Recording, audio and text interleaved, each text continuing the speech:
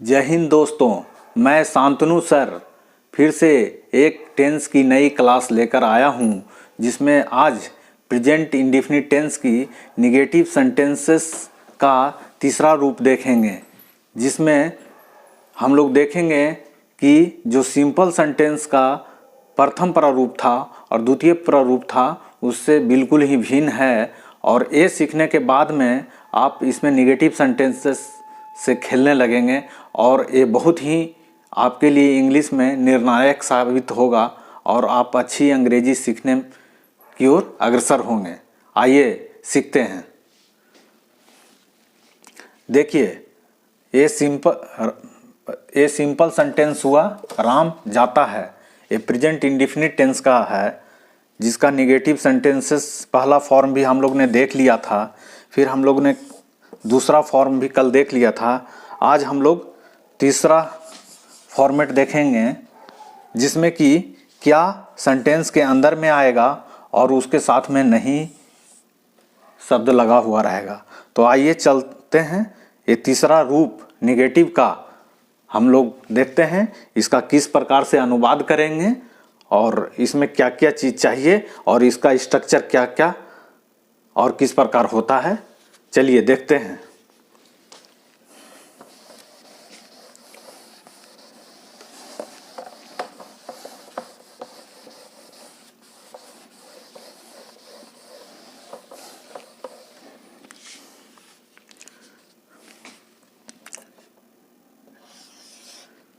Structure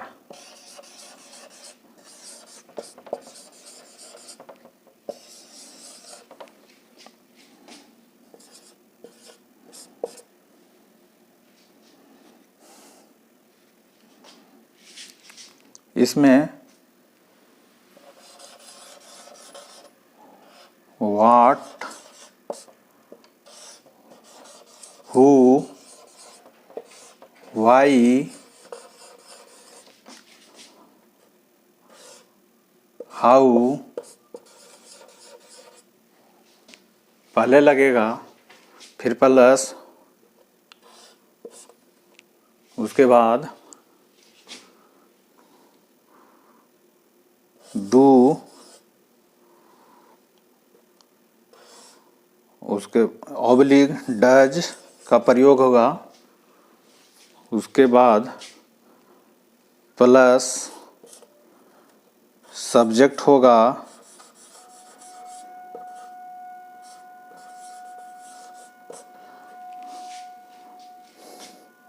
plus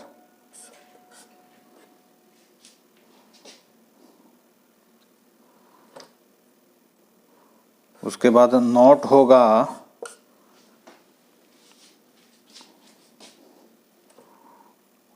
उसके बाद verb one होगा, फिर प्लस ऑब्जेक्ट होगा। तो इस प्रकार स्ट्रक्चर है। अगर सेंटेंस में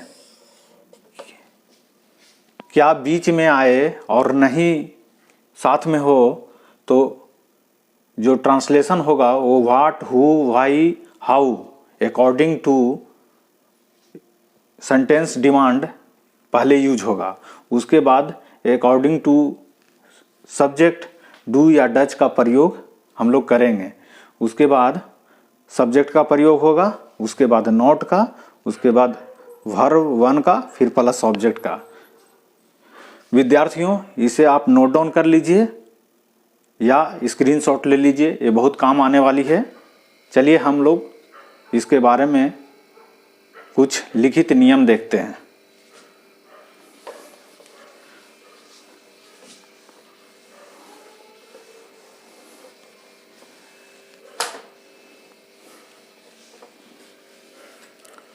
नियम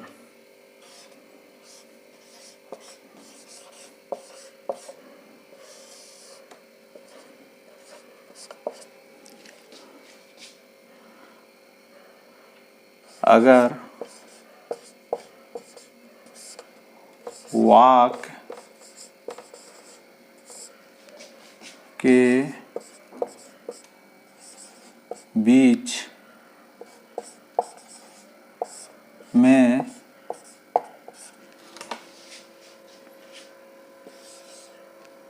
क्या, कैसे,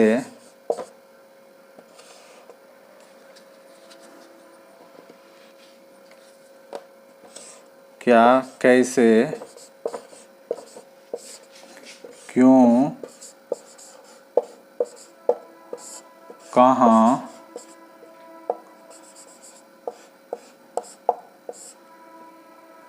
आदि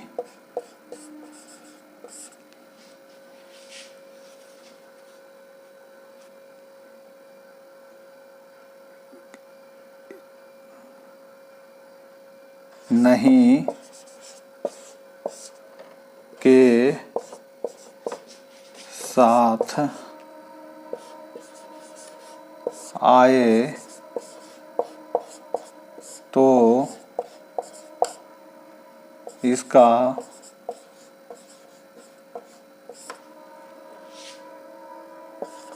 अंग्रेजी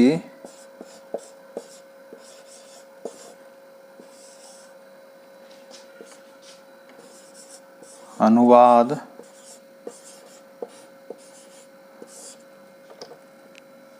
व्हाट, हाउ, वाई, वेयर से शुरू होता है।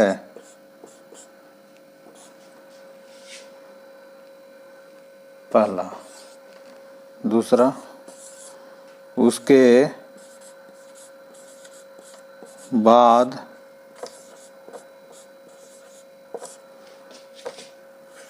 डू या डज का प्रयोग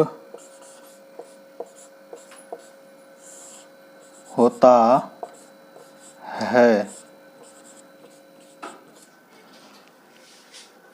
इसे आप लोग नोट डाउन कर लें स्टूडेंट। फिर मैं तीसरा नियम बता रहा हूं।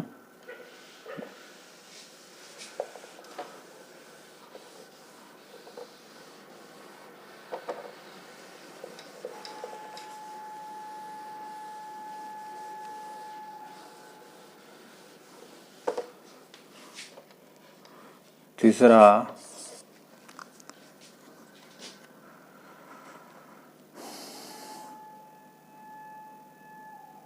इसके बाद सब्जेक्ट यानी कर्ता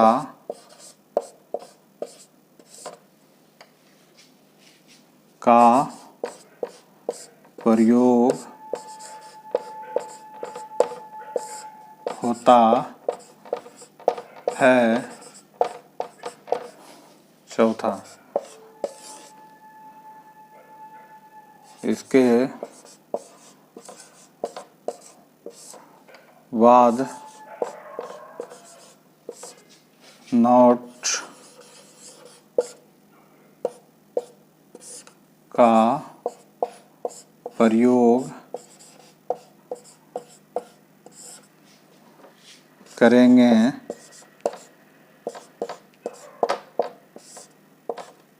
पांचवा, उसके बाद वर्ब 1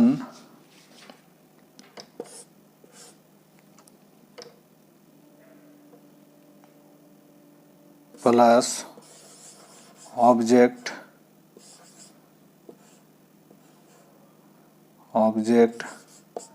का प्रयोग करेंगे। इस तरह से ये 5 नियम हैं दोस्तों। इसे नोट डाउन कर लीजिए और मैं अब इसे एग्जाम्पल दिखाकर मैं आप लोग को समझाने जा रहा हूँ।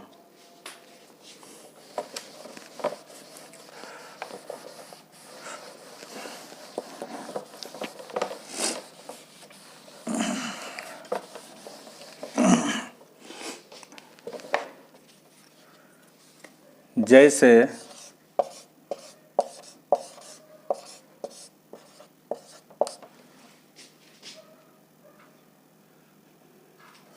मैं क्यों नहीं खाता हूँ।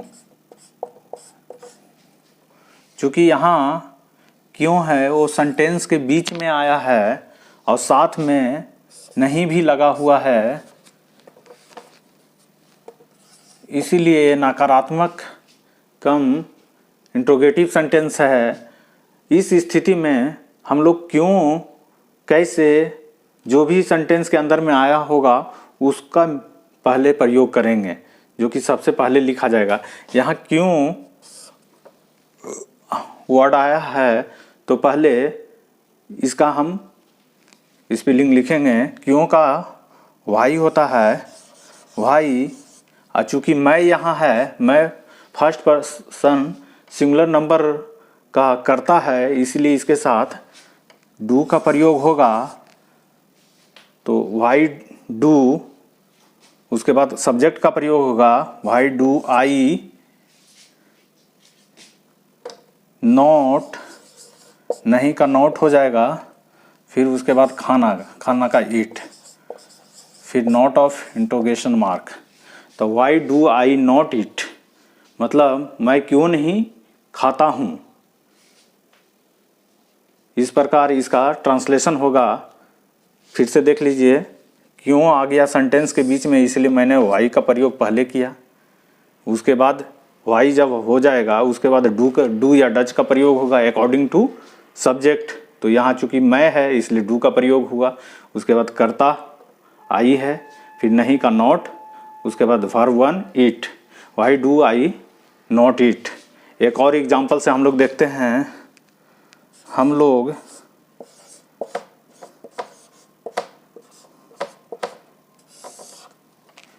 क्यों नहीं नाचते हैं। देखिए दोस्तों, यहाँ भी क्यों सेंटेंस के बीच में आया है, साथ में निगेटिव भी है। तो इसका मतलब हुआ कि इसका पहले प्रयोग होगा क्यों का। तो क्यों का पहले प्रयोग होगा तो इसको लिखेंगे वाई। चूँकि कर्ता हम लोग है फर्स्ट पर्सन प्लुरल वाला करता है, इसीलिए यहाँ डू का प्रयोग होगा। वाई डू, कर्ता का हम लोग है तो वी का प्रयोग होगा। तो वाई डू वी नॉट, उसके बाद नाचना का डांस होगा। इस तरह से हम लोग क्यों नहीं नाचते हैं, इसका अंग्रेजी अनुवाद why do we not dance होगा। चलिए कुछ और एग्जांपल लेते हैं जिससे आप लोग की समझ बेहतर होगी।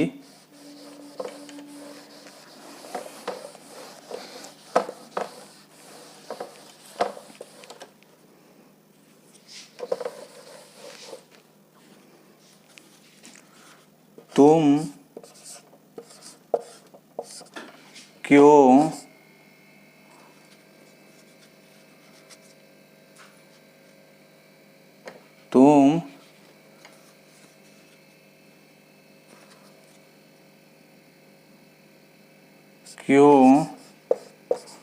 तुम क्यों नहीं पढ़ते हो। यहाँ भी दोस्तों देखिए सेंटेंस के बीच में क्यों आया है और साथ में नहीं का भी प्रयोग है। ऐसे ही स्थिति में क्यों का पहले हम अनुवाद करेंगे,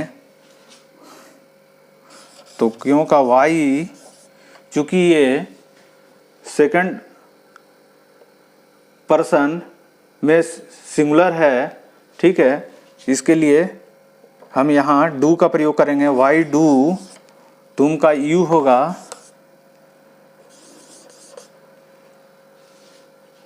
वाई डू यू नॉट, पढ़ना का रीड, इस तरह से तुम क्यों नहीं पढ़ते हो, इसका अंग्रेजी अनुवाद होगा why do you not read. चलिए एक और एग्जांपल लेते हैं दोस्तों। वे लोग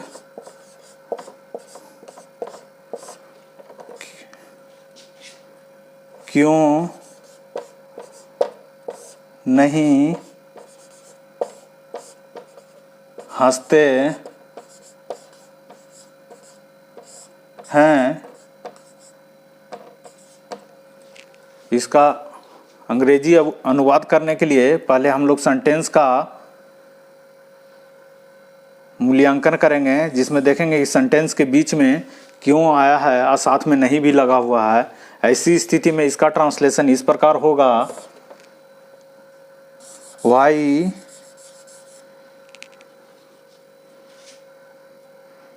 डू दे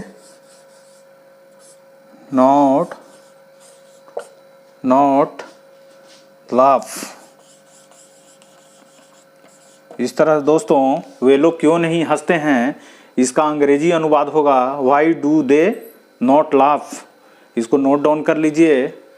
और मैं एक लास्ट एग्जांपल दे रहा हूँ, इससे आप लोग की क्लैरिटी समझ में आएगी। अब मैं थर्ड पर्सन सिंगुलर नंबर का एक सेंटेंस लेता हूँ, जिसमें वह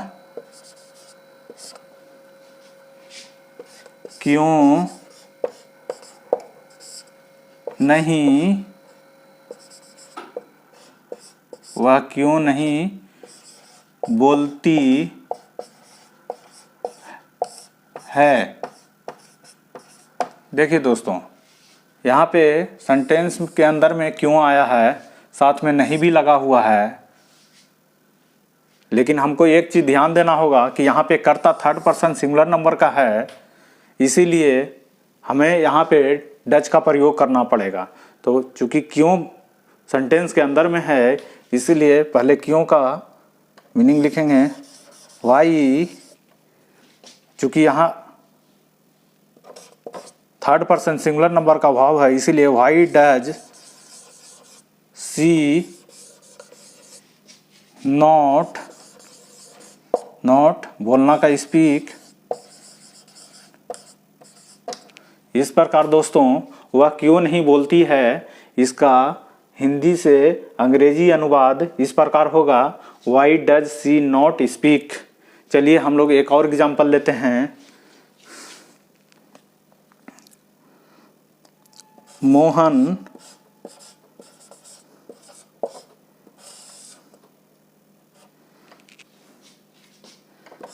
क्यों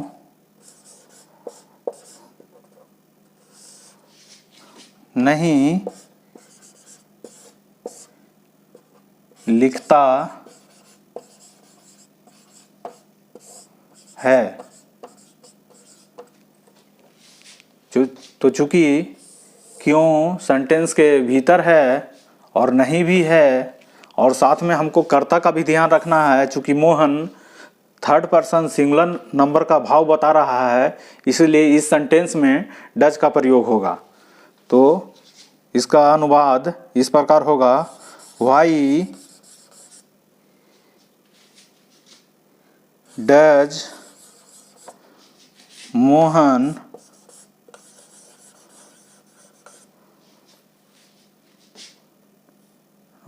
मोहन नॉट राइट